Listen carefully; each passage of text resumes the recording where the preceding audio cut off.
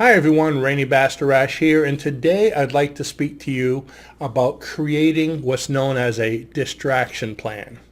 What I'm going to do is go over 10 different things that you can do to distract yourself from negativity.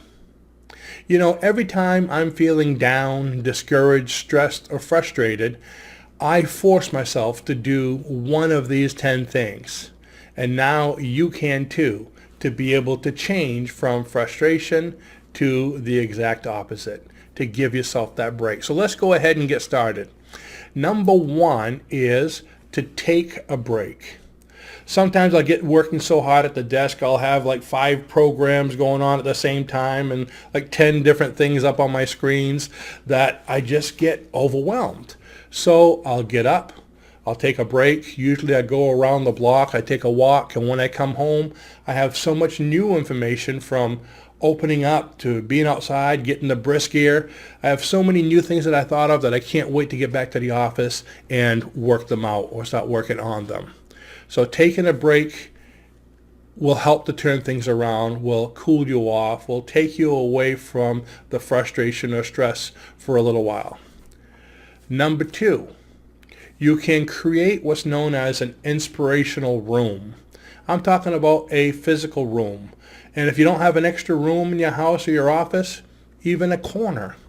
I created an inspirational room, or corner actually, because I don't have an awful lot of rooms, where I feel open-minded, where I feel relaxed. Fill it with things that are important to you, things that mean something. If you're musical, maybe musical instruments. You might have a guitar there. So when you get frustrated, you can go sit down and play your guitar. Excuse me. You may have flutes, Indian flutes, didgeridoos, clarinet. You know, if you play something like that, maybe you like to read. Have inspirational books. So if you're getting frustrated, you go sit in your inspiration room and pick up a book and start reading something nice, something to take you away. What else can you have in an inspirational room? How about pictures, knickknacks, music? If you have favorite songs, you can just turn on a song and listen to it. So create a place to get away just for a little while so you can feel better and then go back and continue to do whatever you were doing. Number 3 is to meditate. Now, if you know how to meditate, that's great. But for those of you that don't know how to meditate, here's an easy way to do it.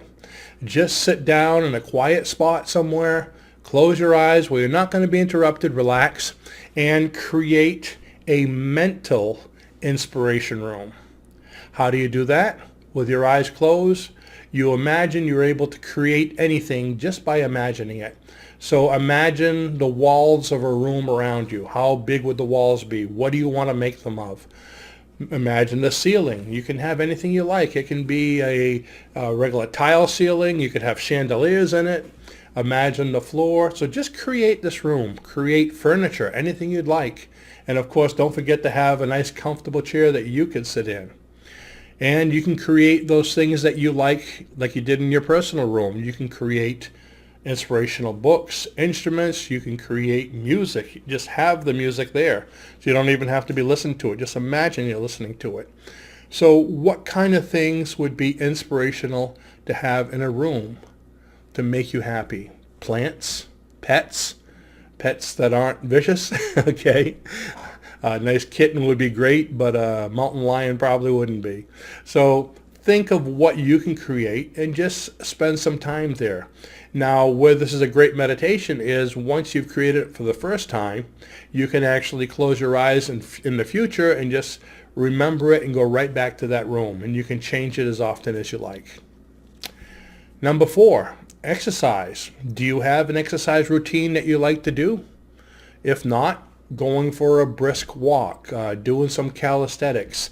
It's nice if you had something planned out so you know what you're going to do. Do you have a treadmill nearby? Just get up and go walk on the treadmill for a while. The whole idea is to take a break, to relax, to change your mindset. Number 5, create a virtual mastermind group. Now, when I say a virtual mastermind group, you're probably familiar with a mastermind, which is having a lot of people of like minds or even different minds, depending on what you're trying to do, where you can ask their advice, each one of them. Well, how about creating one in your mind? Imagine a group of 5 or 10 of your favorite people. You can even put their pictures on the screen, make like a nice little collage of 5 or 6 or 10, however many of your favorite people, your most inspirational people. You can have people into, let's say, metaphysics, into self-help. You can have Einstein up there. You can have whoever you want. And when you get frustrated, overwhelmed, or you have questions you just can't answer, sit down, turn on the picture of your motivational mastermind group and ask each one of them what they think. And just sit there and relax and imagine what they would answer you. Imagine how they would help you. Basically what you're doing is you're opening up different recesses of your mind, different parts of your mind to give yourself advice. So it's actually another great type of a meditation you can do.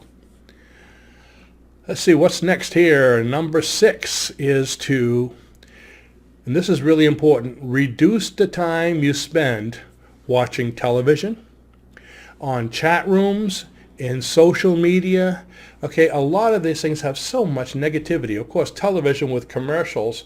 Oh my gosh, I think to every hour of television, there's probably now 20 minutes of the programming and 40 minutes commercials. And a lot of those commercials are pharmaceutical commercials and a lot of negative things that are giving you negative suggestions. The same thing when you go online, if you're going through Facebook or YouTube, there's some interesting things there, but there is so much negativity, especially today with all the division in the country and politics and all the negativity, and this one slamming that one. I'm getting stressed out just talking about it, okay? So reduce the time you spend watching this. It's amazing with most people that spend a lot of time online. If you really tally up the amount of time you spend on YouTube and Facebook and whatever else is out there, Twitter and all these different ones, you'd probably be surprised how much time you're actually spending, or what I like to say is how much time you're wasting just going through those. So you can bring yourself up, feel better just by lessening the amount of time you're on them. Number 7, start a 30-day challenge. There's a lot of things you can challenge yourself, but for 30 days, start a challenge. Maybe a challenge of creating a video a day. If you're in business and you have to put out videos, or you want to put out videos, if you want to expand, I guess, your horizons and the kind of things you do, if you just want to chat with people, try doing a video a day just for a month. Try challenging yourself for creating a podcast a day. If you don't want to do that kind of thing, how about a good deed a day? Go out and plan each day when you go out throughout the day to do something good for somebody else, a good deed. That could be when you go to Dunkin' Donuts and you're in the drive-thru, tell the lady at the cashier, I want to pay for the guy behind me, pay for his coffee. And might be a good idea to look how many people are in the car, because if it's just one person, chances are you're paying for a coffee. But if it's a bus load, a football team going somewhere, you're probably going to go broke. But anyways, pay for the guy behind you. How about opening the door for someone? If you can't think of anything to do when you see somebody, how about just giving them a big smile and saying, how are you today? Give them a nice greeting. Compliment somebody. So each day, find something you do, whether it's a good deed, a compliment each day, podcasts, or any other kind of expansion or growth thing that you'd like to do. Let's see, number 8. Read a personal development or article or watch a motivational video each day. I like to go online, punch in motivational videos, and watch videos from Tony Robbins, from Esther Hicks, there's so many different, Bruce Lipton, there's so many different people out there that have really positive motivational videos. So watch one, at least one each day. Or if you have books, I have a huge library over there of all kinds of motivational self-help books. Just grab one and read from it. And the messages from that will help you to feel better. So then you can get back to doing your work, okay? Let's see, number 9. If you do a lot of type motivational things, or if you're into the self-help field, you might want to start a blog about personal development. So each day you'll be working on your blog. You might not be doing a blog post every day, but when you do a blog, of course, you want to research and study, and you're looking at other people's positive blogs to be able to help you to get an idea of what you should do. And number 10, probably the most important, I say for last, create a gratitude list and review it daily. What's a gratitude list? It's a list you would write of things that you're grateful for. What are you grateful for? Think about it right now. I'm grateful for my career. I'm grateful for my health.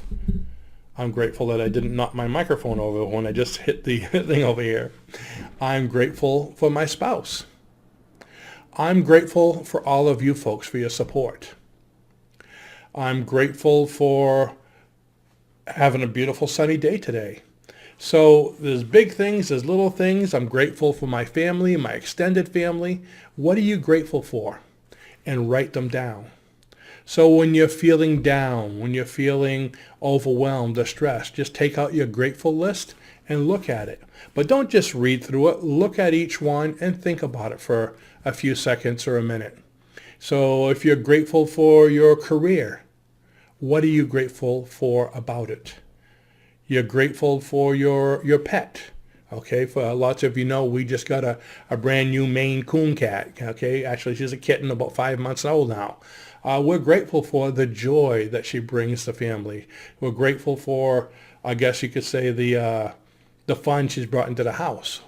Okay, so think about it. What about her makes you grateful? So go ahead and make that list and review it. And that's number 10. And I'm sure you can think of a lot of things to add to this list. So go ahead and try it. And once you've watched the video, okay, if you like one of those, fine. If you can think of another one that I could add to the list, please go ahead and leave it in the comments below this video, because the more we have, the more you'll help yourself, help me, and especially help everyone out there, because we're always looking for things to be able to distract ourselves from negativity. So thanks for watching. Be sure to subscribe and share this with your friends, and have a great day. Bye-bye.